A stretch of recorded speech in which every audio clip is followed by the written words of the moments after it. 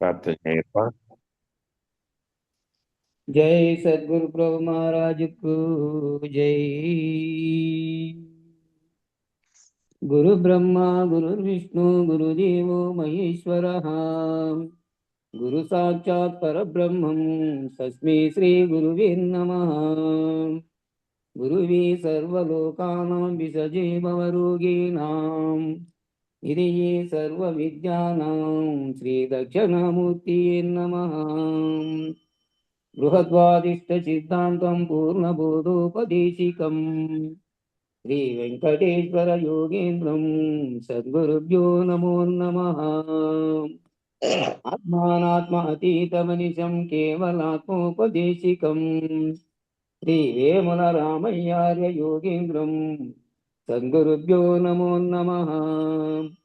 చరాచరమతీతం చ అచల పూర్ణోపదేశికం శ్రీ పూర్ణానంద పుల్లయ్యార్య సద్గురుభ్యో నమో నమః. పూర్ణబోధ సుధానిధిం పూర్వపుణ్యఫలప్రదం వేదాంతానంద సద్గురుం వెంకటరమణార్య గురుం భజే. పూర్ణానంద పుల్లయ్యార్య పుత్రరత్న మహాగురుం కృష్ణానంద వివం దైవం కృష్ణమూర్తి నమో నమః. పరబ్రహ్మానందవర్షం పరాపర సమాదర్శం జ్ఞానాజ్ఞానతీతానంద శ్రీ అశ్వత్థార్య నమోస్తుతే. సర్వకాలాకాల ప్రత్యక్షం సర్వోత్తమ సుశాశ్వతం విరహితానంద గురుం శ్రీ వెంకటదాసార్యం భజే. అస్మద్గురు సమారంభం కృష్ణ సాందీప మాధ్యమం శ్రీ మహావిష్ణు పర్యంతం వందే గురు పరంపరం. జై సద్గురు ప్రభు మహారాజుకు జై. మేలుకొలు మేలుకో నా తండ్రి కీలు దిలచి గురుని, మేలుకో నా తండ్రి కీలు దిలచి గురుని, పాలు బడితే చాలు మేలుకో. ముర్రి ముంతా వంటి తిరి దేహము నమ్మి చిర్రుగు చందుకు మేలుకో. మేలుకో నా తండ్రి కీలు దిలసి గురుని, పాలు బడితే చాలు మేలుకో. తాత పూతాలేని ఈత చెట్ల క్రింద కోతి కూర్చున్నది మేలుకో. ఘటమునందు నీవు దిటము భూని చూడు, కుటిలా ముడిగి వేగా మేలుకో. మేలుకో నా తండ్రి ఏలు జలసి గురుని, పాలు బడితే చాలు మేలుకో. రెండు మీద రెండు గండ్లు చక్కగా చూచి గండి లోపల దూరి మేలుకో. మనసు చూపు గాలి నిమిషముంచి చూడు, సంశయమెందుకు మేలుకో.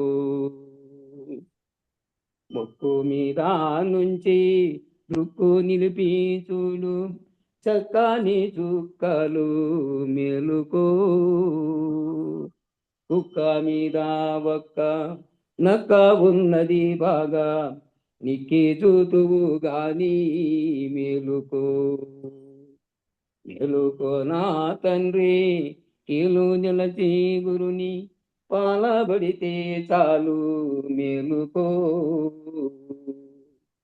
కాళ్ళు నోళ్ళు లేని కోళ్ళ గుంపులు గూచే వేళ జూతువు గాని మేలుకో. రూపు లేని పంది రేపో మాపున వచ్చి రాపాడుతున్నది మేలుకో. నోరు లేని వాడు పూరా వేదము చదివి కారణమును తెలియా మేలుకో.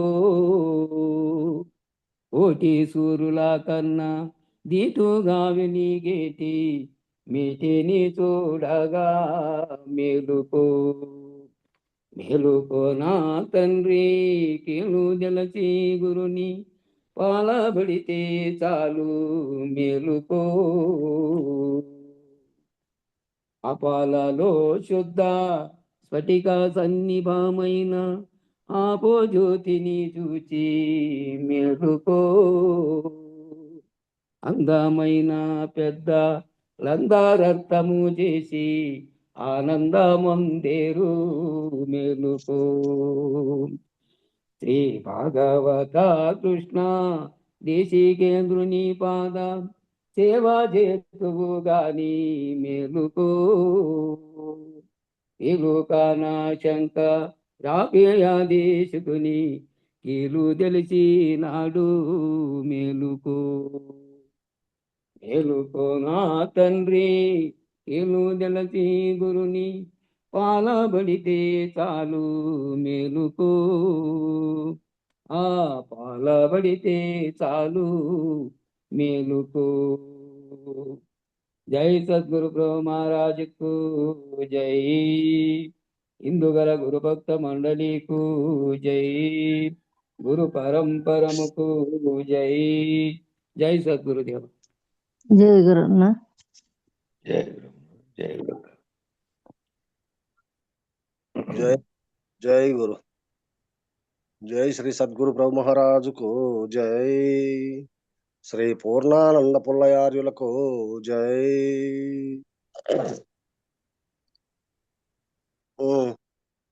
ఎట్లా ఆయన సంజీవ్ బాబు వచ్చినాడా? వచ్చినాడు. ఏం బాబా శ్లోకం చదువుతావా చదువుకోవాలా? వద్దులే, కట్ అవుతుంది బావా. సరే జై గురు. పేజీ నెంబర్ చెప్పు బావా. నెట్ సరిగ్గా రాదు. పేజీ నంబరు 9వ శ్లోకము 9వ శ్లోకం. పేజీ నెంబర్ చెప్పు మామా. 2వ పేజీనే. సరేలే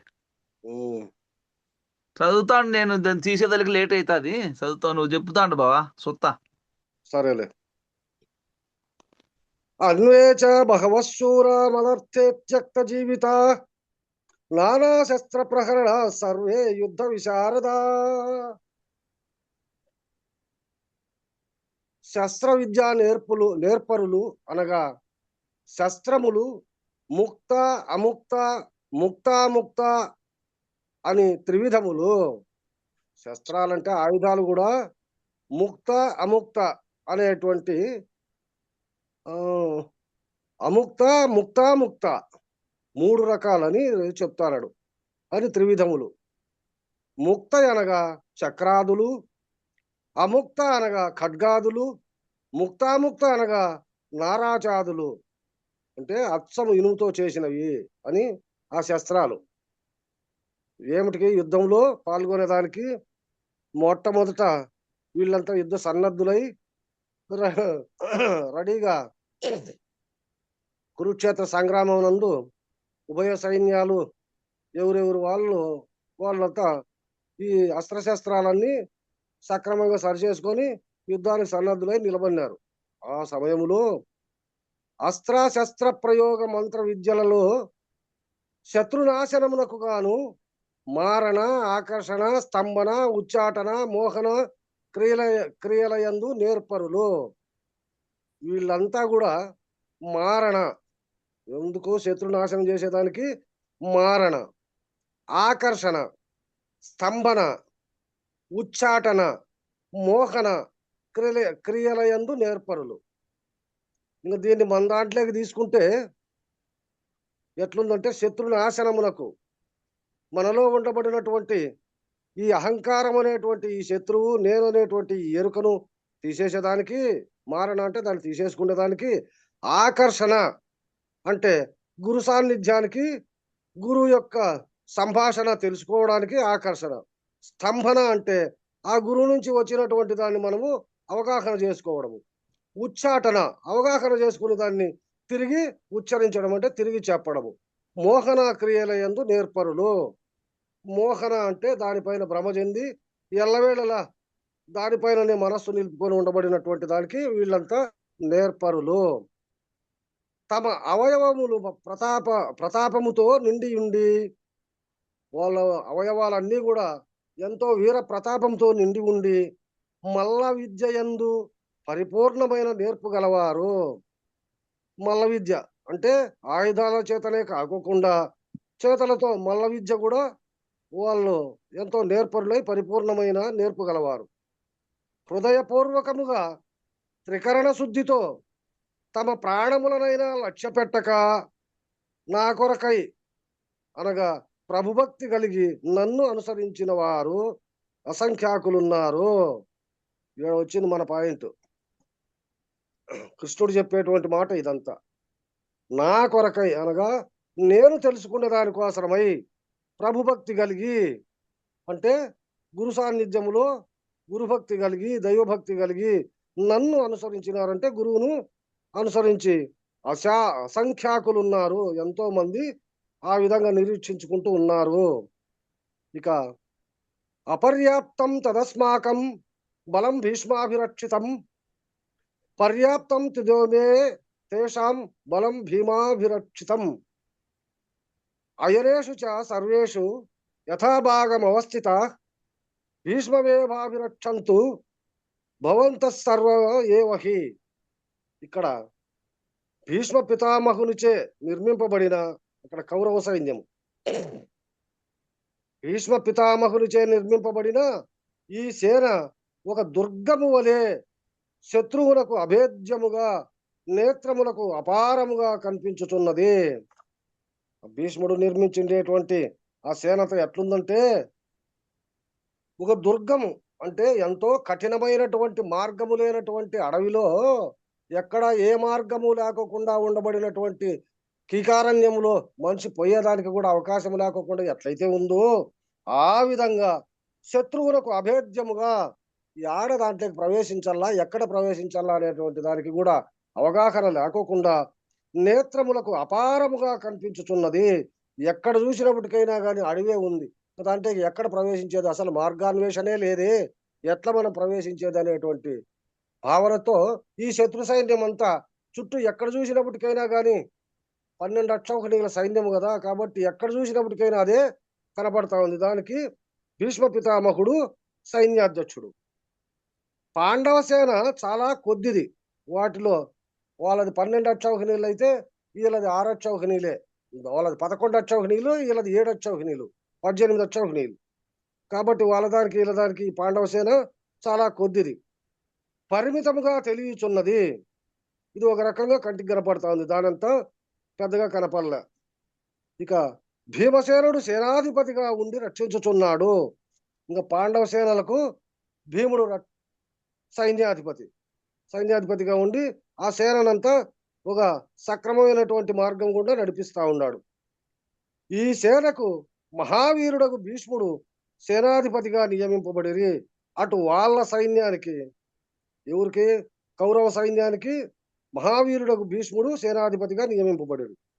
మీరందరూ భీష్ముని ఆజ్ఞలను మన్నించి పాలించుడు అని అక్కడ ఉండబడినటువంటి ఆ రాజు దుర్యోధనుడు ఏం చెప్తాడు, మీరంతా కూడా భీష్ముడు ఏ విధంగా చెప్తే ఆ విధంగా మీరంతా ప్రవర్తించాలా అని చెప్పి ఆ సైన్యానికి, సైన్యంలో ఉండబడినటువంటి యోధులకు అందరికీ ఆజ్ఞ ఇచ్చినాడు ఆ దుర్యోధనుడు. మహారథుల విభాగ పద్ధతిగా మీ సేనలను నిర్ణయించుకొని, మహారథులు అంటే మహారథులు అర్ధరథులు అని ఉండారు కదా, అటువంటి ఆ మహారథులు ఎవరైతే ఉండారో వాళ్ళు ఒక పద్ధతిగా మీ సేనలు నిర్ణయించుకొని ఎవరెవరికి తగినట్టుగా వాళ్ళు ఏ మార్గం కూడా ఎట్లొచ్చినప్పటికైనా కానీ శత్రువులు ఎదుర్కొనే దానికోసము ఆ సేనంతా ఆ మహారథులుగా ఉండబడినటువంటి వాళ్ళు దాన్ని నిర్ణయించుకొని ఈ భీష్ముని మధ్యలో ఉండి ఆ భీష్ముని కూడా రక్షించుకుంటూ మన సైన్యాన్ని ముందుకు పోయి ఎదురు సైన్యాన్ని యుద్ధంలో ఎదుర్కొనేటట్టుగా తయారు చేసుకొని ఉండండి. ఎందుకనగా ఈ సైన్య శక్తి అంతయు వీరిపైన ఆధారపడి ఉన్నది. ఎవరి మీద? ఈ సైన్యాధిపతిగా ఉండబడినటువంటి ఆ భీష్ముని పైన ఉంది. ఈ సైన్యాన్ని రక్షించేటువంటి శక్తి అంతా ఆయన మీద ఉంది. కాబట్టి ఆ సైన్యాధ్యక్షుణ్ణి మనము కాపాడుకోవాలా. కాబట్టి ఆ విధంగా అందరూ కూడా మీరు యుద్ధం చేసుకుంటూ ఆ భీష్ముని ఒక కంట కనిపెట్టుకుంటూ భీష్ముని సాన్నిధ్యంలో మీరంతా ఉండాలా అని చెప్పి అక్కడ ఆయన దుర్యోధనుడు చెప్పాను. ఈ విధంగా దుర్యోధనుడు వాళ్లకు ఆర్డర్ వేసి నిలబెట్టేసినాడు. తర్వాత తస్య సంజయన్ హర్షం కురువృద్ధ పితామహ సింహనాదం నినద్యోచ్చ శంఖం దద్మౌ ప్రతాపవాన్. అప్పుడు ఆ రకంగా మళ్ళా వస్తాడులే. తతశంఖాశ్చ భేర్యశ్చ పడవానక గోముఖ సహసైవాభ్య హన్యంతం సశబ్దస్తుములో భవేత్. ఇక సేనాధిపతియగు భీష్ముడు రాజగు దుర్యోధనుని మాటలు విని అక్కడ సేనాధిపతిగా ఉండబడినటువంటి ఆ భీష్ముడు ఆ కౌరవ సైన్యానికంతా కౌరవ రాజ్యానికే రాజుగా ఉండబడినటువంటి ఆ దుర్యోధనుడు చెప్పేటువంటి ఆ మాటలు విని సంతోషచిత్తుడై, ఆహా నా మనవడు ఎంత అనుకూలంగా చెప్తాడు, నా మీద ఎంత వారికి వాత్సల్యం ఉంది అనేటువంటి భావన లోపల సంతోషపడుతూ దుర్యోధనులకు ఆనందము కలుగునట్లు శత్రుసేనకు భీతి కలుగునట్లు సింహనాదము చేసి శంఖమును ఊదెను. ఆ రకంగా ఈయప్పకు సంతోషము పెళ్ళుబికి నా మనముడు సంతోషపడాలని అని ఇంకా శత్రుసేనలంతా భీతి చెందేటట్టుగా ఈయన గట్టిగా శంఖము ఊదినాడంట. దాన్నే శంఖనాదము చేశాను, సింహనాదము చేశాను. పిమ్మట అసంఖ్యాకములకు శంఖములు, భేరులు, డక్కలు, రణశృంగములు ఒకేసారిగా వాయింపబడెను.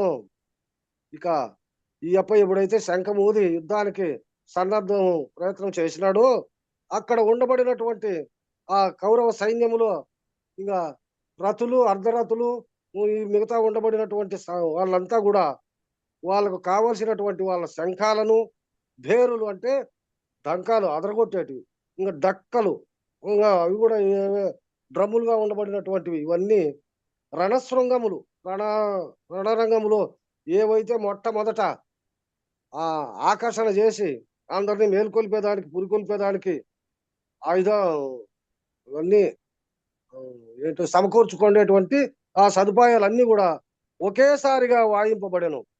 అందువలన ఎంతటి వీరులకైనా అచ్చట నిల్చుటకు భయంకరముగా నుండెను. ఆ విధంగా ఆ శబ్దాలన్నీ మ్రోగి ఆ శంఖాలన్నీ, శంఖ శబ్దం ఒక పక్క, ఈ డ్రమ్ములు వాయిద్యాల శబ్దం ఒక పక్క వచ్చేతలకే ఎట్లా ఉండబడినటువంటి ఆ వీరులకు కూడా అక్కడ నిలబడాలంటే ఎంతో భయంగా కనపడిందంట ఆ ప్రదేశము. ఇక తతైశ్వే తైర్యుక్తే మహతిస్యందనే స్థితౌ మాధవ పాండవశ్చైవ దివ్యౌ శంఖ ప్రదత్మతు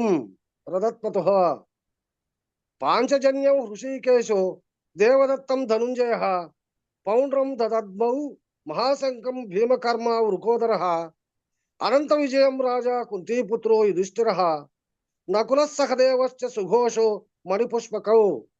ఇక్కడ వాళ్ళు ఎప్పుడైతే శంఖాలు ఊరి ఆ ఉత్సాహాన్ని ఎప్పుడైతే కనబరిచినారో ఇక్కడ ఈ పాండవ సైన్యంలో కూడా ఇక్కడ ఉండబడినటువంటి వాళ్ళంతా వీళ్ళు కూడా అదే పద్ధతిగా ప్రవర్తించేదానికి మొదలు పెట్టారు. ఎట్లా అంటే భయంకరమగు రణభేరులు వినిన పిదప అక్కడి నుంచి వచ్చినటువంటి ఆ భయంకరమైనటువంటి ఆ శబ్దాలు అన్ని ఎప్పుడైతే విన్నారో అక్కడ ఉండబడినటువంటి వాళ్ళు తెల్ల గుర్రములతో కట్టబడిన గొప్ప రథమున శ్రీకృష్ణుడు, అక్కడ ఉండే వాళ్ళంతా ఎట్లా వాళ్ళు ఉండారంటే ఉచ్చైశ్వరము అంటారంటే తెల్లటి గుర్రములతో కట్టబడిన గొప్ప రథమున శ్రీకృష్ణుడు, అర్జునుడు దివ్యమునకు శంఖద్వయమును అనగా పాంచజన్యమును శంఖమును ఋషికేశుడగు శ్రీకృష్ణుడు, దేవదత్తమును శంఖమును ధనుంజయుడును అర్జునుడును ఊదిరి. ఏంపా వెంకటదాసు ఉన్నాడా? వెంకటదాసు వచ్చినాడా లేడా? ఉన్నా స్వామి. ఇప్పుడు హృషికేశుడు, గుడాకేశుడు అంటే గుర్తుపడిందా? అడుగుతుంది కదా. అవునవును, ఇది దీంట్లో వచ్చింది చూడు. శ్రీకృష్ణుడు అర్జునుడు దివ్యమునకు శంఖద్వయమును అనగా పాంచజన్యమును శంఖమును, హృషికేశుడకు శ్రీకృష్ణుడు, దేవదత్తమును శంఖమును ధనుంజయుడు అంటే గుడాకేశుడు అయిన అర్జునుడును ఊదిరే. ధర్మరాజు అనంత విజయమను శంఖమును, నకులుడు నఘోషమను శంఖమును, సహదేవుడు మణిపుష్పకమనడి శంఖమును ఊదిరే. ఈ శంఖారావముల వలన కౌరవసేన ప్రణవాద్యములు ఆగిపోయెను. వారులకు ఈ శంఖధ్వనులు భయంకరముగా తోచెను. ఎప్పుడైతే వీళ్ళంతా ఒకేసారి ఈ శంఖధ్వని చేసినారో, ఈ శంఖధ్వని ముందర వాళ్ళు చేసేటువంటి ఆ శంఖధ్వని గాని, వాళ్ళ డప్పులు వాయిద్యాలు గాని ఏమీ లేకోకుండా పోయి, దానికంటే ఇది ఎక్కువగా మిక్కుటమైపోయిందంట. ఈ శబ్దము, ఈ శబ్ద వేరి ఇదంతా వినేతలకే అక్కడ ఉండబడినటువంటి ఆ సైన్యానికి, అక్కడ ఉండబడినటువంటి రాజులందరికీ కూడా భయంకరంగా తోచెను, భయం కలిగిందట. కాశ్యస్య పరమేశ్వాస శిఖండీ చ మహారథ. అదో మీనాక్షి స్వామి చదువుతారండి కదా, శ్లోకాలు చదవండి స్వామి. ఎవరు రాలే అప్ప నాకు అది అది తీసేది రాలే నాకు. దీంట్లో పెట్టినాడు కానీ సంజీవ్ మామ. అవునా, సరే సరే సరే. ప్రయత్నిస్తాను వస్తే ఎదుగుతా దాంట్లోకి. సరే సరే సరే బాబా సరే. దాంట్లో పెట్టిండేది అది అదే డౌన్లోడ్ చేసినాడు అన్నయ్య, సంజీవ్ అన్నయ్య వేస్తుంటే దాన్ని పెట్టింటిమి. చూస్తే ఏమైందంటే అది రెండో భాగం ఉంది, అది మొదటి భాగం కాదు. సరేలే సరే. మొదటి భాగం తయారైన తర్వాత పెడతామో, అంతవరకు దీంట్లోనే చదువుతూ ఉండండి. సరే సరేలే దీన్ని ఆఫ్ చేసుకుంటాలే. కాశ్యస్య పరమేశ్వాస శిఖండీ చ మహారథ. దృష్టద్యుమ్నో విరాటస్య సాత్యకిశ్చ పరాజితః. ద్రుపదో ద్రౌపదే యాశ్చ సర్వశః పృథివీపతే. సౌభద్రశ్చ మహాబాహు శంఖాన్ దద్ముః పృథక్ పృథక్. నఘోషో ధార్తరాష్ట్రాణం హృదయాని వ్యధారయత్. నభస్య పృథివీం చైవ తుములో వ్యనునాదయన్. అక్కడ ఓ ధృతరాష్ట్ర భూపతి, ఆ సమయమున ఎవరు ఇక్కడ ఈ సంజయుడు అక్కడ ఏం జరుగుతుందని చెప్పి ఈ ధృతరాష్ట్రుడు ఆ సంజయుని అడిగితే, ఆ సంజయుడు ధృతరాష్ట్రునికి చెప్తానన్నట్టు అక్కడ జరిగేటువంటి ఆ విషయాన్ని. ఓ ధృతరాష్ట్ర భూపతి, ఆ సమయమున కాశీరాజు, శిఖండి, దృష్టద్యుమ్నుడు, విరాటుడు, సాత్యకి, ద్రుపదుడు, ద్రౌపదీ పుత్రులు, అభిమన్యుడు మొదలగు వారు నలువైపుల నుండి వేరువేరుగా తమ తమ శంఖములను ఊదిరే.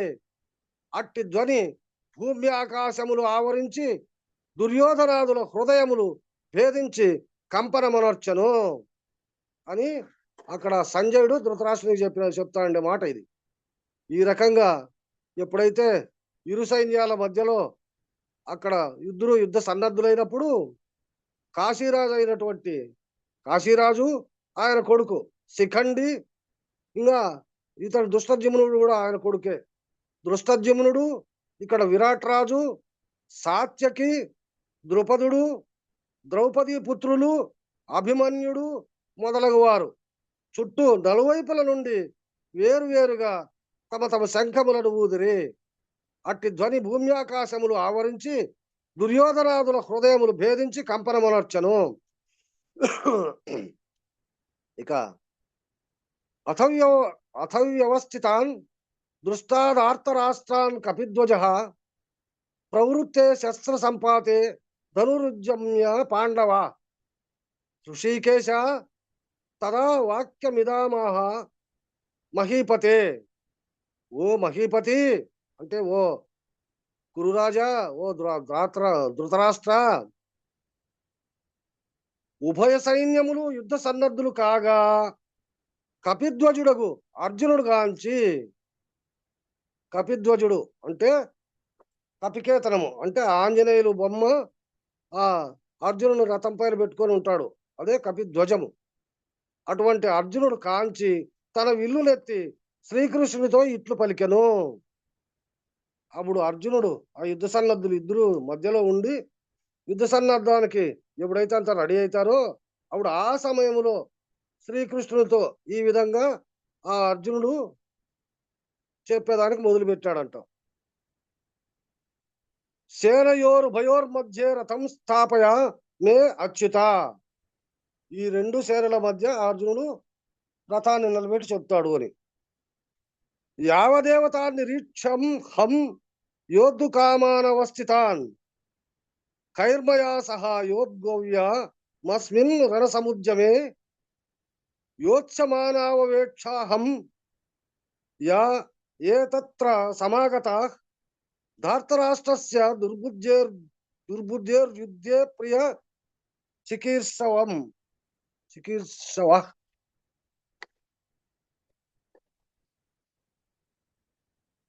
అప్పుడు ఓ దేవా, ఈ ఉభయ సేనల మధ్యను నా రథము నిలుపుము. ఈ రెండు ఉండబడినటువంటి ఉభయ సేనల మధ్య నా రథాన్ని నిలబెట్టు అని చెప్పి ఆ అర్జునుడు ఆ శ్రీకృష్ణునికి చెప్తాన్నాడు. ఎందుకనగా దుర్బుద్ధియకు దుర్యోధనుని హితులకు సూర్యులు యుద్ధము చేయుటకు ఇతటకు వచ్చి ఉన్నారు. దుర్బుద్ధి అయినటువంటి ఆ దుర్యోధనుడు, వారికి కావలసినటువంటి హితులు సూరులు, ఎంతో బలవంతులు, దగ్గర ఉండబడినటువంటి బంధువులు హితులు, అటువంటి వాళ్ళంతా యుద్ధము చేయుటకు ఇటకు వచ్చి ఉన్నారు. ముఖ్యముగా నేను ఎవరితోడ యుద్ధము చేయవలగినో వారందరినీ చూచుట కొరకు రథము నిలుపుమని అన్నా అర్జునుని మాటలు ధృతరాష్ట్రునకు చెప్పి సంజయుడు ఇటులో నేను అర్జునుడు ఆ రకంగా చెప్పిండేదంతా ఆ సంజయుడు విని, ఆ సంజయుడు విన్నటువంటి ఆ మాటలను ఇక్కడ ధృతరాష్ట్రునికి చెప్తా అన్నాడు. ఇక్కడ సంజయ ఉవాచ ఏవముక్తో హృషీకేశో గుడాకేశాన భారత సేనయోరుభయోర్మధ్య స్థాపయిత్వా రథోత్తమం భీష్మద్రోణ ప్రముఖ సర్వేషాం చ మహీక్షితాం ఉవాచ పార్థ పశ్చైతాన్ సమవేతాన్ కురునితి. ఓరు ధృతరాష్ట్ర, అర్జునుడు శ్రీకృష్ణ పరమాత్మతో ఇట్లు చెప్పగా ఏం చెప్పినాడు? అర్జునుడు శ్రీకృష్ణుతో, ఓ మహానుభావ, ఓ కృష్ణ, ఈ ఉభయ సైన్యముల మధ్య నా రథాన్ని కొంచెం సేపు నిలబెట్టు అని చెప్తే ఆ విధంగా శ్రీకృష్ణుడు భీష్మ ద్రోణుల ఎదుట, ఇతర రాజుల ఎదుట రెండు సేనల మధ్యగా రథశ్రేష్టమును నిలిపి, అర్జున, ఇచట చేరియున్న ఈ కౌరవ సేనను చూడమని చెప్పాను. ఇక్కడ మధ్యలో తెచ్చి నిలబెట్టానప్ప, ఇక్కడ ఇరు సైన్యములు ఉన్నాయి, అక్కడ వాళ్ళు, ఇక్కడ మీరు, ఇదంతా కూడా నిలబెట్టే మధ్యలో ఇదంతా ఈ కౌరవ సేనంతా నువ్వు చూస్తానన్నావు కదా, ఇప్పుడు చూడప్ప అని చెప్పి ఆ కృష్ణుడు అర్జునునికి చెప్తాన్నాడు. తత్రాపశ్యత్ స్థితాన్ పార్థ పితృనర పితామహాన్ ఆచార్యాన్ మాతులాన్ భాతృన్ పుత్రాన్ పౌత్రాన్ సఖీంస్తథా శ్వశురాన్ సుహృదయశ్చైవ సేనయోరుభయోరపి రభితాన్ సమీక్ష్య సా కౌంతేయ సర్వాన్ బంధూనవస్థితాన్ కృపయా పరయా అవిష్టో విషీదన్నితమం బ్రవీత్.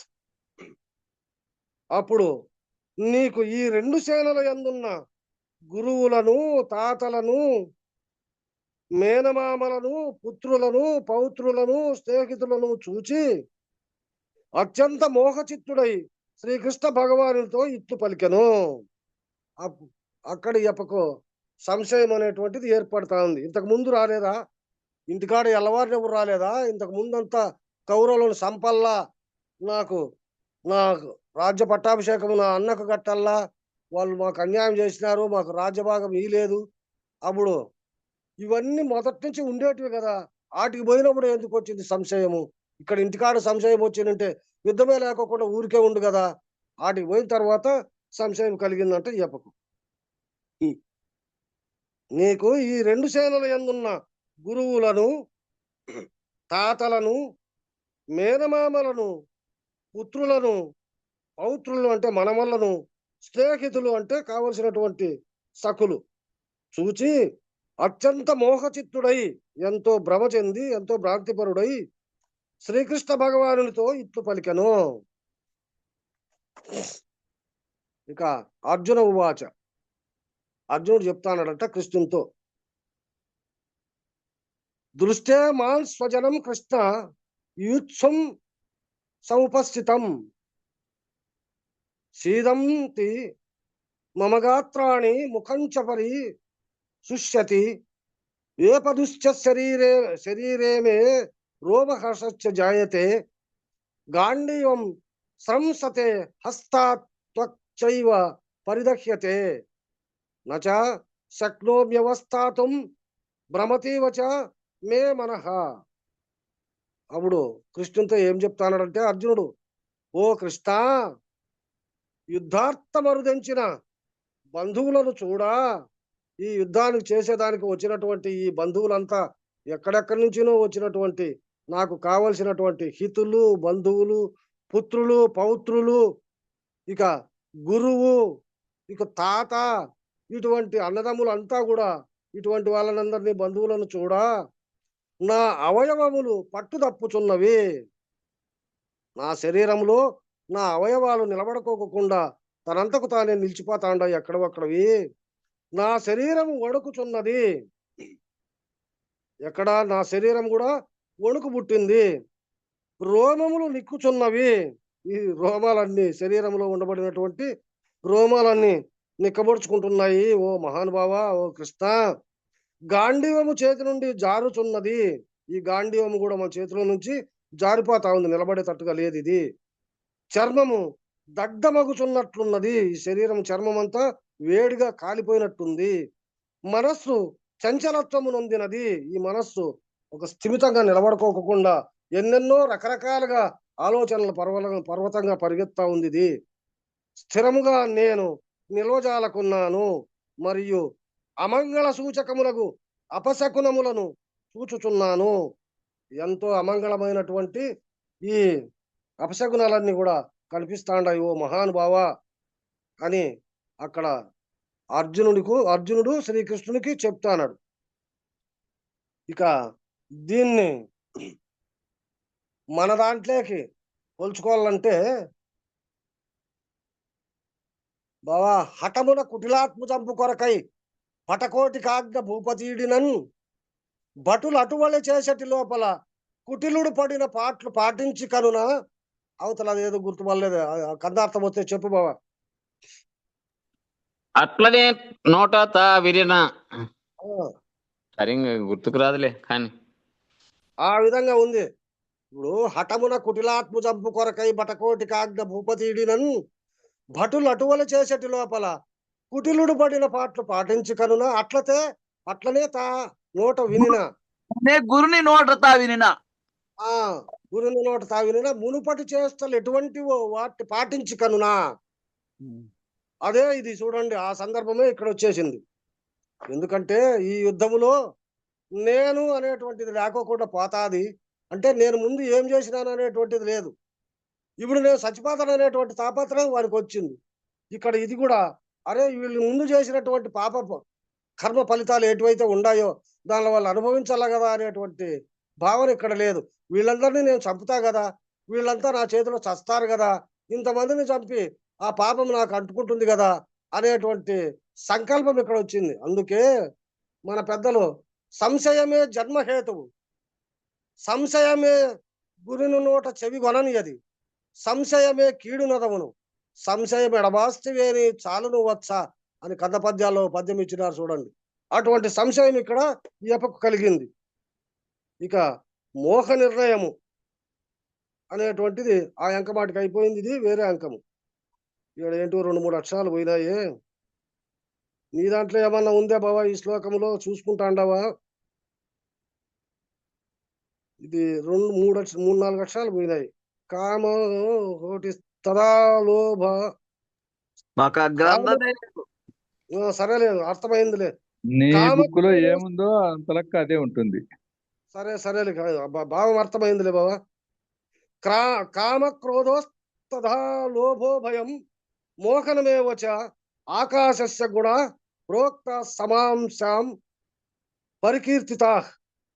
కోరిక, క్రోధము, లోభము, కోరిక, క్రోధము, లోభము, మోహము, భయము, ఈ ఐదును ఆకాశ పంచకము. కోరిక ఎనగా ధనధాన్యాది వస్తువాహన రూపములకు కాంక్షలు కల చిత్తవృత్తి. కోరిక అంటే ఏందైతే కోరిక అంటే దానికి ఏంటంటే ఉన్నాయంటే ధనము, ధాన్యాది వస్తువాహనాదులు, వాటికి కావలసినటువంటి రూపములకు కాంక్షలు గల చిత్తవృత్తి. ఇది ఆకాశాంశమునందలి వాయువాంశము వలన కలుగును. దీనికి స్థానము కంఠము.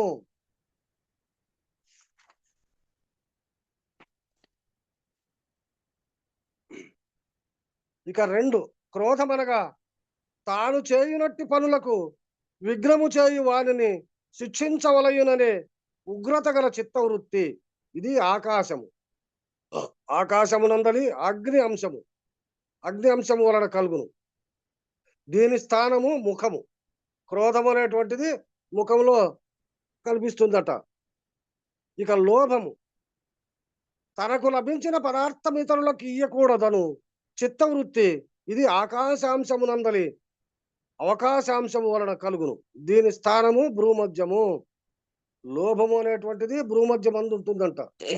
ఏదైతే తనకు లభించిందో అటువంటి దాన్ని ఇతరులకు ఏమాత్రము ఇవ్వకూడదు అనేటువంటి చిత్తము. అంటే దానికి ఇది తోడై దాన్ని ఈనీకోకుండా అబ్జెక్షన్ చెప్పుకుంటూ నిలిపేస్తా వచ్చేది. ఇది ఆకాశాంశమునందలి అవకాశాంశము వలన కలుగును. ఆకాశాంశము నుండి వచ్చినటువంటి అవకాశము. అటువంటి అవకాశము ఏదైతే ఇప్పుడు ఆ సందర్భం వస్తాదో అప్పుడు అది ఆ లోభం అనేటువంటిది బయటపడి దాన్ని తయారు చేస్తుందంట. దీని స్థానము భ్రూమధ్యము. ఇక మోహమనగా పుత్ర, పౌత్ర, కళత్రాదుల యందు మిక్కుటమగు ప్రేమ కలిగి యుక్తాయుక్తముల నెరుగని చిత్తవృత్తి. ఇది ఆకాశాంశమునందలి జలాంశము వలన కలుగును. దీని స్థానము నాభి. ఇక మోహం అంటే పుత్రులు, సంతానము. పౌత్రులు అంటే మనమళ్ళు. కళత్రాదులు అంటే భార్య, ఇతరత్ర ఉండబడినటువంటి అంశాలన్నీ ఏటేటివో అందు మిక్కుటమగు ప్రేమ.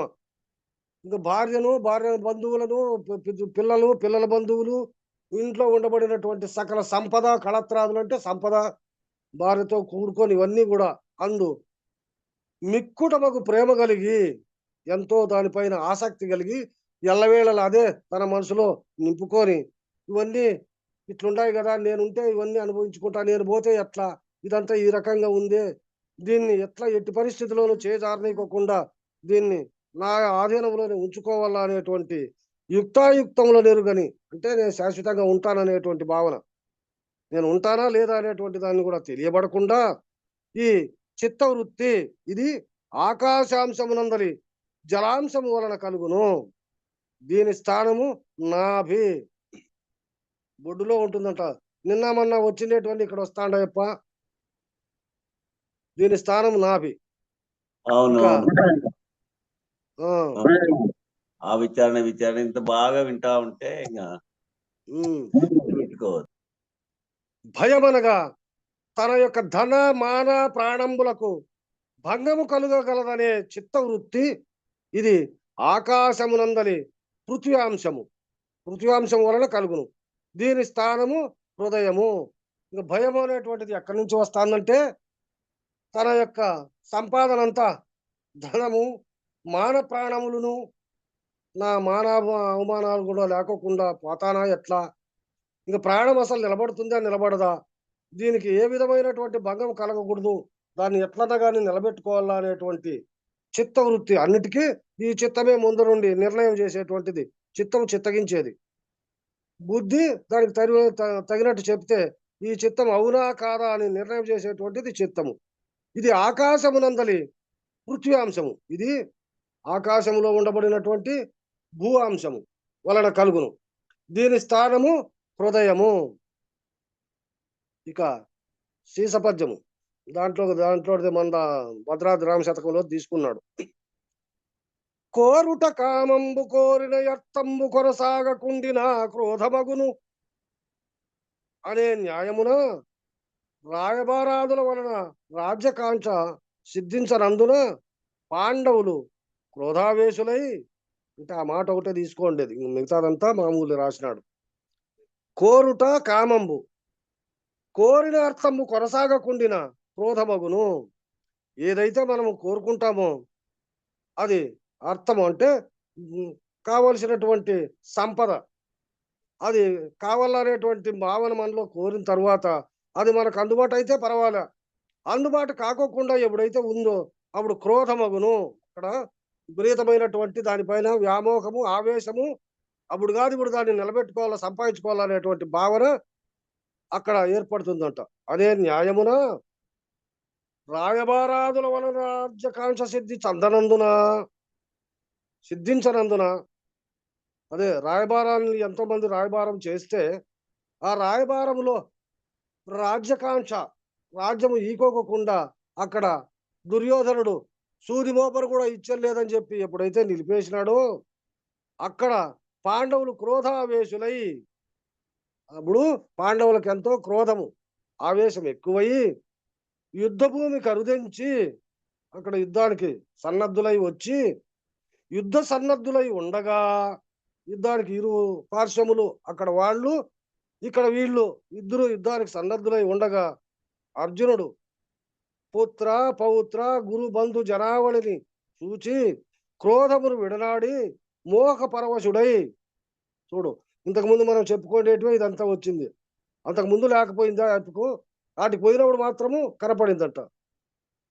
యుద్ధ సన్నద్ధులై ఉండగా అర్జునుడికి పుత్రులు పౌత్రులు అంటే కొడుకులు మనవళ్ళు గురువులు బంధువులు అటువంటి జనావళిని చూచి క్రోధమును విడనాడి అక్కడ ఆ క్రోధం అనేటువంటిది నశించిపోయిందంట. అది పోయి మోహపరవశుడై వారందరిపైన వాటిపైన భ్రమజంది భ్రాంతిపరుడై చుక్కాని లేని సుడిగాలిలో చిక్కుకొని దరిదాపులు లేక అల్లాడుచుండు నావరీతి. చూడండి, చుక్కాని లేక సుడిగాలిలో చిక్కుకొని దరిదాపులు లేక అల్లాడుచుండు నావరీతి. చుక్కానంటే సముద్రములో గాని పెద్ద పెద్ద నదులలో గాని ఓడ యువతల నుండి అవతలకి దాటించాలా అంటే చుక్కాని అని ఒక తెర పెద్దగా ఒక గుడ్డ కడతా అంటారు. ఆ గుడ్డ గాలి అట్లా వీస్తే ఆ విధంగా గాలి వీచుకుంటూ పోతా ఉంటుంది. అది లేదనుకో ఇక ఆ పడవ గాలి ఎక్కువైనప్పుడు సుడిగాలిలో మొత్తం తిరుగుతానే ఉంటుంది, ముందుకు ప్రయాణం చేసేదానికి అవకాశమే లేకోకుండా ఆ విధంగా ఎట్లయితే ఉందో అట్లా చుక్కాని లేక సుడిగాలిలో చిక్కుకొని దరిదాపులు లేక అల్లాడుచుండు నావరీతి. అర్జునుడు యుక్తాయుక్తము లెరుగని వాక్యములు పలుకుచున్నాడు. అది యుక్తిగా ఉందా, అనుకూలంగా లేదా, మంచిదిగా ఉందా, బాగుందా, బాగలేదా అనేటువంటి యుక్తాయుక్తములు రెండు తెలియక అటువంటి తెలియనటువంటి వాక్యములు పలుకుచున్నాడు. ఎవరు? అర్జునుడు. కామ క్రోధ లోభ మోహ భయాదులు ఒక్క అర్జునుడే భ్రమింప చేసినవనే నిర్ణయం కాదు. అంటే ఇక్కడ కామము క్రోధము లోభము మోహము ఈ భయాదులు ఇవన్నీ కూడా ఒక అర్జునుడే భ్రమింపజేసినవి అనేటువంటి భావనే కాదు. ఇది ప్రతి ఒక్కరికి ఉండబడినటువంటి సమస్య. ఇది ఎవరికి కూడా దీన్ని దాటుకొని తరించేటువంటి మార్గము ఎప్పుడో లాస్ట్ అన్ని ఉడిగిపోయిన తర్వాత ఏమన్నా ఈ పెద్దలను ఆశ్రయించినటువంటి వాళ్ళకి ఏదైనా అంతో ఇంత వస్తాదో రాదో, అంతేగాని అందరికీ ఉంటుంది. ఇది ఒక అర్జునునికే కాదు, నిర్ణయం కాదు. జంగమ జీవోపాధులలో ముఖ్యంగా మానవోపాధిని అధికంగా భ్రమింపజేయును గనుక ఇక ఈ జగత్తులో ఉండబడినటువంటి అన్ని జీవులలో కూడా ఎక్కువ మానవోపాధిని అధికంగా భ్రమింపజేస్తాయి కనుక, అంటే అన్నిటికీ ఉంటాయి భ్రమలు భ్రాంతులు, అయితే వాటి సంతతి తనంతకు తానుగా స్వయంగా తన యొక్క ఆహారాన్ని సంపాదించుకొని ఎప్పుడైతే తన యొక్క ఉదరపోషణ జరుపుకుంటూ ఉంటాయో అప్పటికి వాటిని వదిలేస్తాండాయి. పక్షులు కానీ పశువులు కానీ మృగాదులు కానీ. ఈ మానవుడు తండ్రిని మించిన తనయులు అయినప్పటికైనా కానీ వారి యొక్క భ్రమ భ్రాంతి అట్లే కొనసాగించుకుంటా ఉన్నారు. కాబట్టి మానవోపాధిని అధికంగా భ్రమింపజేయను గనుక ఆకాశ పంచకమగు కామ క్రోధ లోభ మోహ భయాదులు మానవాళికి ప్రథమ శత్రువులని తెలియవలెను. చూడు, ఇవే కామ క్రోధ లోభస్య దేహే తిష్టంతి తస్కర జ్ఞాన రత్నాపహారాయ జాగ్రత్త అన్నట్టుగా ఇక్కడ కామము గాని, క్రోధము గాని, లోభము గాని, మోహము గాని, ఈ భయం అనేటువంటిది గాని ఈ మానవాళికి మొట్టమొదట ప్రథమ శత్రువులని తెలియవలెను. నిమిత్తాని చ పశ్చాతి విపరీతాని కేశవ నచ శ్రేయో అనుపశ్యామి హత్వాస్వ జనమాహవే. ఓ కృష్ణ, ఇక్కడ పద్యం చెప్పుకుందామని పూర్తిగా పద్యం చెప్పుకుంటే ఇంకా బాగా అర్థమవుతుందేమో అని. ఎట్లా ఇక్కడ అర్షడ్ వర్గముల పద్యము చెప్పుకుందాము పారి చెప్పు పూర్తి. చెప్పప్పా.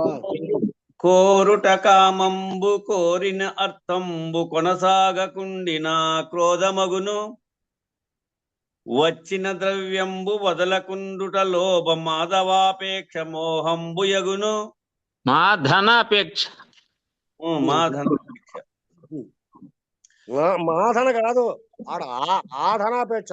ఏదైతే వచ్చిందో ఆ ధనము, ఆ ధనాన్ని వదలకుండా దాన్ని నిలబెట్టుకుండేది ఆధనాపేక్ష.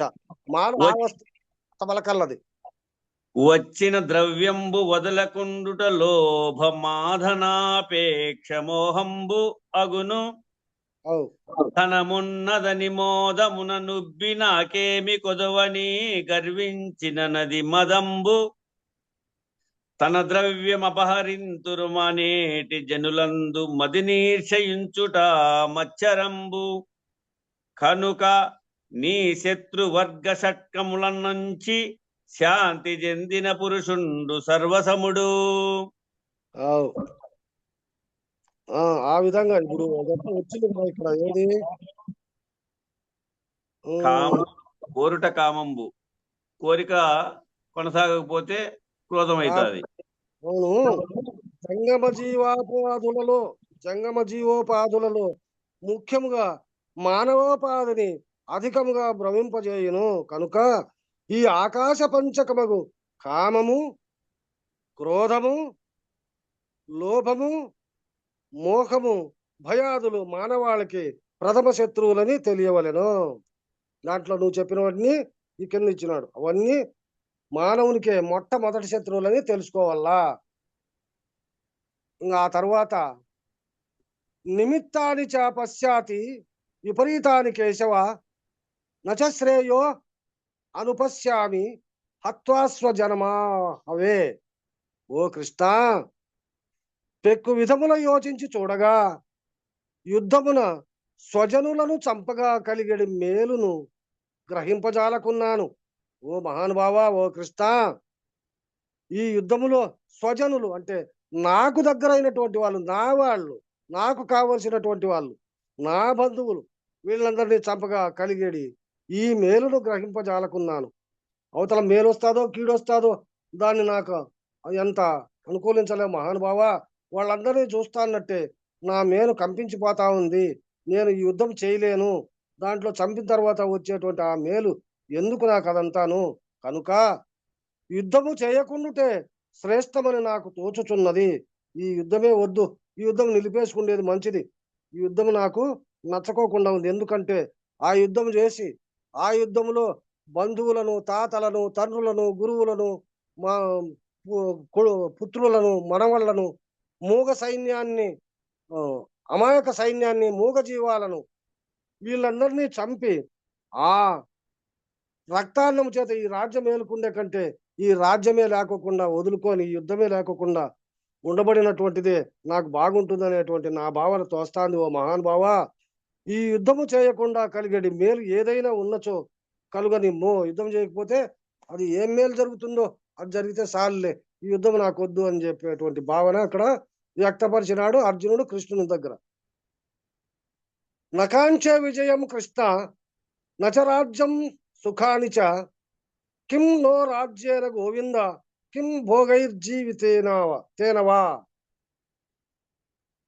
ఏషామర్థే కాంక్షితం నో రాజ్యం భోగా సుఖాని చ తాయి మే అవస్థిత యుద్ధే ప్రాణం త్యక్త్వా ధనాని చ ఆచార్య పితర పుత్ర తథైవ చపితామహాం మాతులా శ్వశురా పౌత్ర శ్యాల సంబంధితస్తత. ఓ కృష్ణ, నేను ఈ యుద్ధమున జయము కోరను, రాజ్యభోగములు కూడా నాకు అక్కరలేదు. ఎందుకనగా ఎవరి కొరకు రాజ్యమును సుఖమును భోగములను కోరుచుంటిమో ఆ పుత్రులు పౌత్రులు గురుబంధుజనము తమ తమ ధన మాన ప్రాణముల పైన ఆశను వదలి యుద్ధ సన్నద్ధులై నిలిచి ఉన్నారు.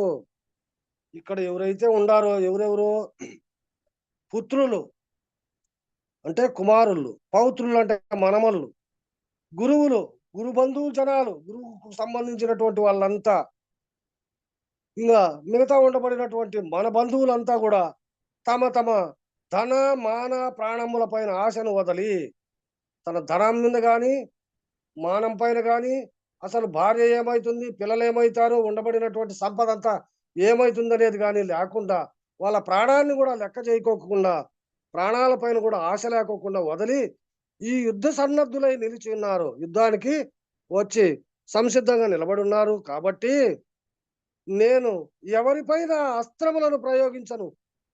వీళ్ళల్లో ఎవరి మీద నా అస్త్రాలు ప్రయోగించి ఎవరిని నేను వీళ్ళ యుద్ధంలో జయించల్లా, నేను ఎవరిని చంపల్లా, నేను మిగలల్లా అనేటువంటి భావన నాకు ఎందుకో సరిపోకుండా ఉండాలి స్వామి. కాబట్టి ఈ యుద్ధమే వద్దు అనేటువంటి భావన అక్కడ వ్యక్తపరిచినాడు. ఆ తరువాత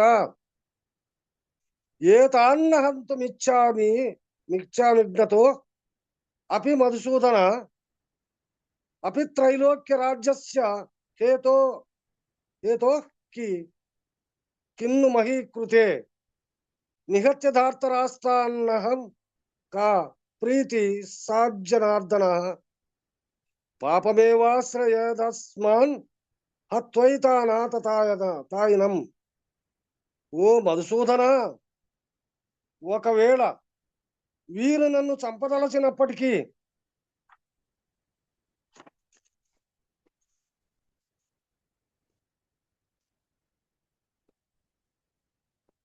వీరికి తెలియక అంధులై యుద్ధమనర్చుటకు సంసిద్ధులైనారు.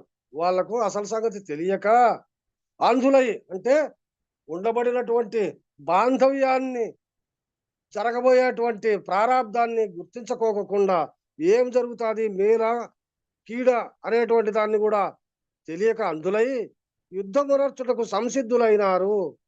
ఇంకా ఇక్కడ జరిగితే ఏం జరుగుతుంది? కులక్షయము వలన కలుగు ఈ పాపము నుండి నేను ఎలా తప్పించుకొనకూడదు, తప్పించుకొనకూడదు. కాబట్టి ఇదంతా కులక్షయం అవుతుంది. అసలు సర్వము నాశనం అయిపోతారు, ఎవరు ఉండరు. అటువంటి ఈ కులక్షయము నుండి నేను ఒకటి తప్పుకుంటే ఇక్కడ మంచిగా జరుగుతుంది కదా. కాబట్టి నేను తప్పించుకోకూడదు, ఎందుకు దీన్ని లేకోకుండా చేసుకోవచ్చు కదా, ఎందుకు నేను నిలిచిపోకూడదు అనేటువంటి సంకల్పాన్ని ఆ అర్జునుడు కృష్ణుని దగ్గర వ్యక్తపరిచినాడు. అక్కడ దుష్టో దూరవర్జిత అను న్యాయమున శృతి అంటే దుష్టో దూరవర్జిత, ఈ దుష్టులకు ఎప్పుడైతే దూరంగా ఉంటే ఏమీ జరగదు కదా.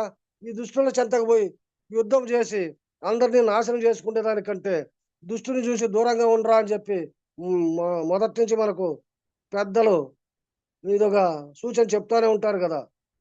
ఆ విధంగా అను న్యాయమున ఈ దుష్టులకు మనం దూరముగా ఉండకూడదు. ఈ విషయము నీవు యోచింపము.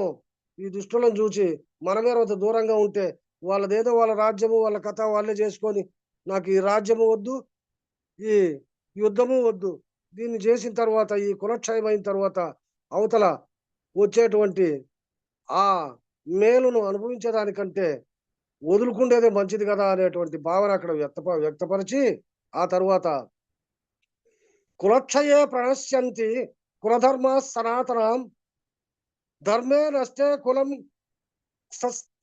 మధర్మే అభిభవచ్యుత అధర్మాభిభవాత్ కృష్ణ ప్రదుష్యంతి కులస్త్రియ స్త్రీషు దుస్తాసు వార్ష్ణేయ జాయతే వర్ణ సంకర. ఇక్కడ మంచి వాక్యాన్ని ఇచ్చినాడు ఈ శ్లోకాల్లో. ఓ పరమేశ్వరా, ఉపాధి యందు గల స్థావర జంగమ జీవోపాధుల యందు, ఓ కృష్ణ, ఈ ఉపాధిలో ఉండబడినటువంటి స్థావరములు జంగమములు జీవులు ఈ ఉపాధుల యందు ఒక తెలివిగల స్థావరంబులు, రెండు తెలువులు గల జలచరంబులు, 3 తెలువులు గల పక్షులు, 4 తెలువులు గలవి పశువులు, 5 తెలువులు గలవారు మానవులుగానున్నారు. ఇక్కడ దీన్ని ఏడాంట నేమాని వెంకటరామం రాసినాడు. దీన్ని ఒక తెలివి గల స్థావరములు అంటే చెట్లు, దానికి ఒకే తెలివి, ఏది పెరగడము వికసించడము, కదిలిక లేదు, యాడుండేటి వాడే ఉంటాయి, అది ఒక తెలివి గల స్థావరములు. 2 తెలువులు గల జలచరములు, 2 తెలువులు జలచరములు, నీళ్లలో సంచారం చేసేటివన్నీ అక్కడే పుట్టడము అక్కడే నశించడము, పెంపు చేయడము, పుట్టడము పెరిగి ఉత్పత్తి చేయడము, అక్కడే నశించిపోవడం, అంత తప్ప రెండోది లేదు దానికి. 3 తెలువులు గల పక్షులు, 3 తెలువులు గల, అవి కూడా పుట్టిన తర్వాత పుట్టించడము పెంపు చేయడము, తన యొక్క సంతతిని వృద్ధి చేసుకోవడం, అంతే. అవి 3 తెలువులు గల పక్షులు. ఇక 4 తెలువులు గల పశువులు, 4 తెలువులు పశువులు పుట్టించడము అభివృద్ధి చెందడము. ఇక 4వ తెలుగు ఏమిటని అనుకోవాలా, ఒకరికి ఉపయోగపడేటువంటి భావన ఆ పశువుల దగ్గర ఉంది, అది 4వ తెలుగు అని అనుకోవచ్చు. ఇక 5 తెలుగులు గల వారు మానవులు.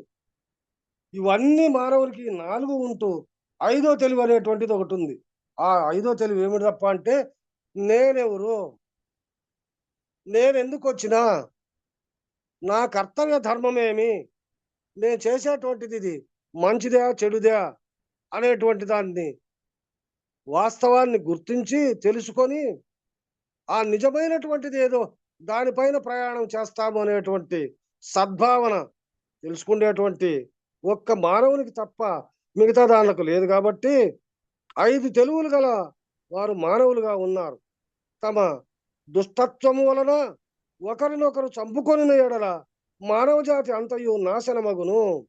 కాబట్టి ఈ దుర్బుద్ధిని వదలి సత్ప్రవర్తనలో సద్భావన చెందితే ఈ రాజ్యమే లేకుండా ఉంటే చంపుకుండేది లేదు, బాధపడేది లేదు, ఇవన్నీ ఏంటివి ఉండవు కదా. మన చంపుకొని ఎడల మానవ జాతి అంతయు నాశనమగును.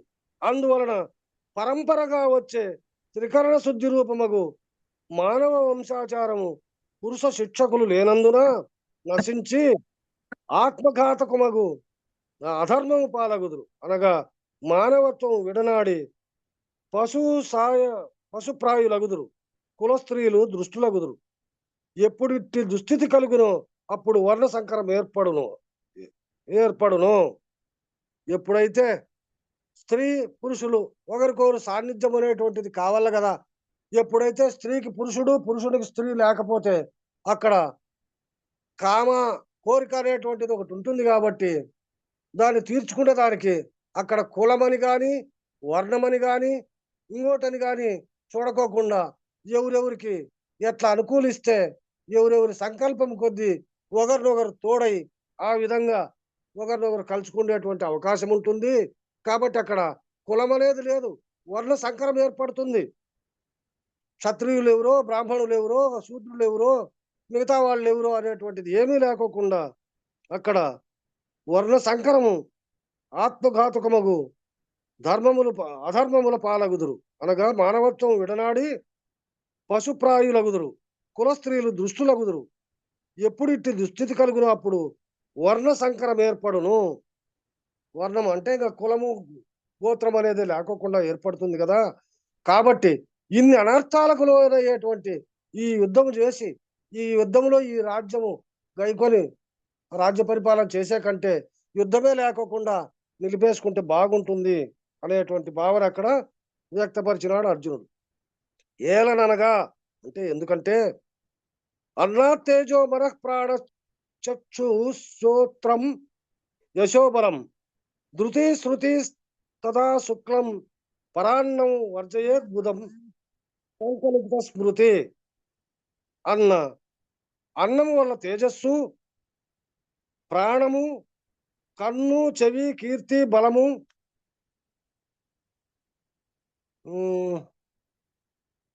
ఇక్కడ ధైర్యము, శౌర్యము, శృతి, నిర్ణయము, జ్ఞానము, ఉత్పత్తికి కారణము శుక్లము కలుగుచున్నవి కనుక పరాన్నమును పెద్దలు వర్జించెదరు. ఎందుకనగా పరాన్నేనతు భుక్తైన మైథునం యోగ గచ్చతి యస్యాన్నం తస్య తే పుత్ర అన్నాచుక్ల ప్రవర్తతే. టైం సరిపోయిందనే బెల్ కొట్టా. సరిపోయిందిలే బావా. అదే వీటికి నిలిపేసుకుండేది మంచిది. ఇది చాలండి, సరిపోయింది. 12వ పేజీలో పైన శ్లోకం నుంచి కిందికి ఇవన్నీ అక్షరాలు ఎట్లా చేయాలి? అన్నం వల్ల తేజస్సు, ప్రాణము, కన్ను, చెవి, కీర్తి, బలము, స్థైర్యము, అది విరిచి నిలిపేసాయి. చాలా ఉందప్ప. పేజీ అంతా అదే ఉంది. ఇవన్నీ అక్షరాలన్నీ పోయినాయి. దీంట్లో కలవలుకొని వెనకటిది నేను చెప్పేది. ఈ 3 లైన్లలో ఉండేది వెనకటిదే చెప్పేది. శ్లోకం ముందరది కాదు, వెనకటిది. అక్షరాలు అన్నం వల్ల తేజస్సు, ప్రాణము, కన్ను, చెవి, కీర్తి, బలము, ఇక శౌర్యము, ధైర్యము అసలే లేదు. ఇది అక్షరాలు. శృతి, స్థైర్యము, అది స్థైర్యమా, స్థైర్యము, శృతి, నిర్ణయ జ్ఞానము, ఉత్పత్తికి కారణము శుక్లము కలుగుచున్నవి, పరాన్నమును పెద్దలు వర్జించెదరు. కాబట్టి ఈ వేరే వాళ్ళ నుంచి తీసుకొచ్చుకుంటే భోజనాన్ని పెద్దలుగా వచ్చినటువంటి వాళ్ళు ఇవన్నీ ఎందుకంటే ఎక్కడ భోజనం తింటే అక్కడ బుద్ధులు కలుగుతాయి అనేటువంటిది పెద్దలు సూచించినటువంటి వాక్యము. దుష్టుని దగ్గర భోజనం చేస్తే ఆ దుష్టబుద్ధి కలుగుతుంది, మంచివారి దగ్గర భోజనం చేస్తే ఆ మంచి గుణములు కలుగుతాయి. కాబట్టి ఇవన్నీ ఏమిటేమిటికి వస్తా ఉన్నాయి? అన్నంతో తినేదాని నుంచి తేజస్సు వస్తా ఉంది, ప్రాణానికి అవకాశం ఏర్పడతా ఉంది, కండ్లు చూపు కనపడతా ఉంది, చెవి వినేదానికి ఉంది. దాంట్లో వచ్చేటువంటి కీర్తి అంటే మంచి చెడులు అనేటువంటి భేదభావన అక్కడ ఏర్పడతా ఉంది. ఇంకా దాని నుంచి తిన్నదాని నుంచి బలం ఏర్పడతా ఉంది, శౌర్యం ఏర్పడతా ఉంది. ఇంకా శృతి, వర్ణము దానికి తగినట్టుగా ప్రవర్తించేటువంటి ఒక కారణం ఏర్పడతా ఉంది. కాబట్టి ఈ జ్ఞానము ఉత్పత్తికి కారణము శుక్లము. ఇంక దీన్నంతా ఉత్పత్తి చేసేటువంటి దానికి శుక్లం ఏర్పడతా ఉంది. ఈ విధంగా అన్ని కలుగుతా ఉన్నాయి. కాబట్టి పరాన్నమును పెద్దలు వర్జించెదరు. సంతానం తినేదానికే వాళ్ళు కష్టపడుకొని చేసుకునేదాన్ని తినేదానికే వాళ్ళు ఇష్టపడతారు, కానీ వేరే రకంగా వచ్చినటువంటి దాన్ని తినేదానికి వాళ్ళు ఒప్పుకోరు, అంటే దానికి ఆకర్షించరు అనేటువంటి భావన వీటికి నిలబెడదాం. జై శ్రీ సద్గురు ప్రభు మహారాజుకు జై. శ్రీ పూర్ణానంద పుల్లయార్యులకు జై. కానీ మంగళార్తి. జై సద్గురు ప్రభు మహారాజుకు జై. నిర్వికారాయ సకల నిత్య ముక్తి నాయకాయ, నిర్వికారాయ సకల నిత్య ముక్తి నాయకాయ, నిర్గుణాయ నిర్మలాయ నిత్యమంగళం శుభ సత్యమంగళం. సగుణ నిర్గుణ రహితాయ సంకల్పవర్జితాయ, సగుణ నిర్గుణ రహితాయ సంకల్పవర్జితాయ, సర్వసాచితునకు సత్యమంగళం శుభ నిత్యమంగళం. సత్తు చిత్తు సమసిపోయ శత్రు సంహారణాయ, సత్తు చిత్తు సమసిపోయ శత్రు సంహారణాయ, ఒత్తిలేని దీపము నీకిత్తు మంగళం శుభ సత్యమంగళం. చేష్టలన్నీ ఉడిగిపోయ చేసేదేమి లేకపాయ, చేష్టలన్నీ ఉడిగిపాయ చేసేదేమి లేకపాయ. శేషమ్మ మనసు మీలో చేరే మంగళం, శుభ నిత్య మంగళం. పరిపూర్ణాయ సకల భవ్య దివ్య రూపాయ, పరిపూర్ణాయ సకల భవ్య దివ్య రూపాయ. పరశురామాయ సీతారామ మంగళం, శుభ సత్య మంగళం. పుట్టుగిట్టు లేనిదాయ పరిపూర్ణ బ్రహ్మమాయ, పుట్టుగిట్టు లేనిదాయ పరిపూర్ణ బ్రహ్మమాయ. పూర్ణానంద పుల్లయార్య పూజ్య మంగళం, శుభ సత్య మంగళం. ఎరుక మరుపు లేనిదాయ వేదాంతతీతమాయ, ఎరుక మరుపు లేనిదాయ వేదాంతతీతమాయ. వెంకటరమణయ్య వేద్య మంగళం, శుభ సత్య మంగళం. అష్టకష్ట లేనిదాయ అచల పరిపూర్ణమాయ, అష్టకష్ట లేనిదాయ అచల పరిపూర్ణమాయ. శిష్య మండలికి ఎప్పుడు శ్రేష్ఠ మంగళం, శుభ నిత్య మంగళం. జనన మరణం లేనిదాయ జన్మ పావనమాయ, జనన మరణం లేనిదాయ జన్మ పావనమాయ. జయము జయము గురువే మీకు జయ మంగళం, శుభ సత్య మంగళం. మంగళం గురుదేవాయ మహనీయ గుణాత్మనే, సర్వలోక చరణ్యాయ సాధురూపాయ మంగళం. జై సద్గురు ప్రభు మహారాజుకు జై. జై శ్రీ వెంకటాంబ సమేత పూర్ణానంద పుల్లయ్యార సద్గురు ప్రభు మహారాజుకు జై. జై వేదాంతానంద వెంకటరమణార సద్గురు ప్రభు మహారాజుకు జై. జై విష్ణానంద కృష్ణమూర్త్యార సద్గురు ప్రభు మహారాజుకు జై. జై శ్రీ హరితానంద వెంకటదాసార సద్గురు ప్రభు మహారాజుకు జై. జై శ్రీ అశ్వత్థార సద్గురు ప్రభు మహారాజుకు జై. ఇందుగల గురు భక్త మండలీకు జై, గురు పరంపరముకు జై. సర్వం సద్గురు చరణారవిందార్పణమస్తు. సర్వే జనా సుఖినో భవంతు. ఓం శాంతి శాంతి శాంతి. జై సద్గురుదేవ. అందరికీ నా ద్వాదశి వందనాలు గురుదేవ.